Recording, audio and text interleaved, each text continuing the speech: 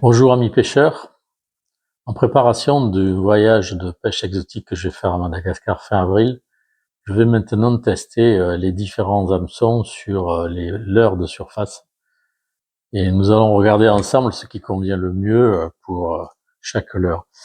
Donc je vais faire le test sur un poppers, le plus gros que j'ai, 20 cm, et aussi sur un stick bait. Mon choix va se porter sur des hameçons triples parce que ils permettent de louper moins de touches.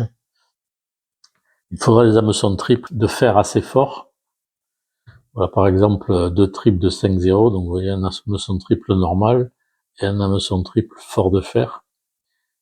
Ça évitera qu'il s'ouvre sur une grosse carangue. Première chose à faire selon le leurre, c'est choisir la taille du triple. Donc sur ce poppers, un hameçon 5,0 semble bien convenir. Et sur ce stick bait, je pense plutôt à un hameçon 3,0. Première chose à faire, c'est mettre un anneau brisé sur l'hameçon. Donc je choisis des anneaux brisés entre 8 et 10 mm. Donc par exemple, là je vais monter un 10 mm sur les 5,0. Je fais ceci grâce à la pince qui permet d'ouvrir les anneaux brisés.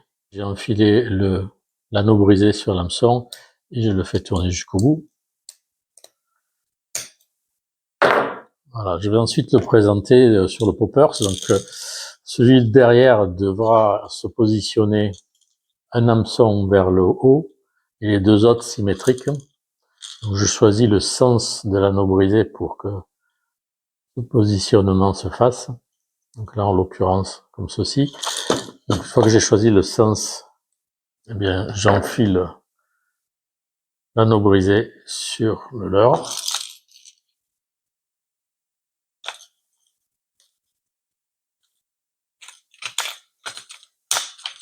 Voilà, donc le triple est assez libre, mais en action de pêche, il va se positionner comme ceci.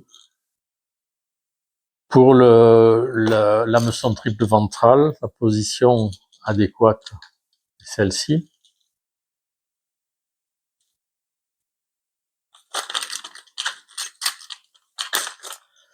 Donc voici le montage terminé.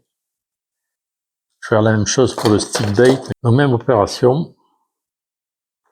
Je monte mes anneaux brisés sur les hameçons. Voilà. Alors si je prends ce leurre, vous voyez que sur le ventre, l'anneau pour attacher l'hameçon est en fait monté sur un rolling, donc il tourne. Donc peu importe la position de l'hameçon, je n'ai pas à m'en soucier. Par contre derrière, bien même point que sur le poppers, il va falloir choisir le sens de l'anneau pour que l'hameçon soit dans cette position.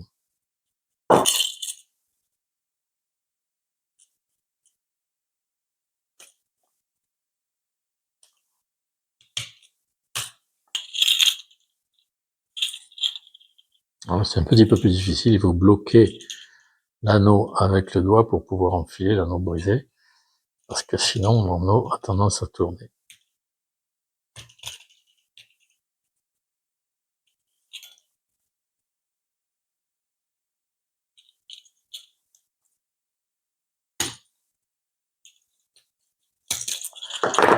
Et voilà le montage terminé. Et donc sur l'avant, pareil, on monte un anneau brisé qui lui va se raccorder au corps de ligne par un rolling.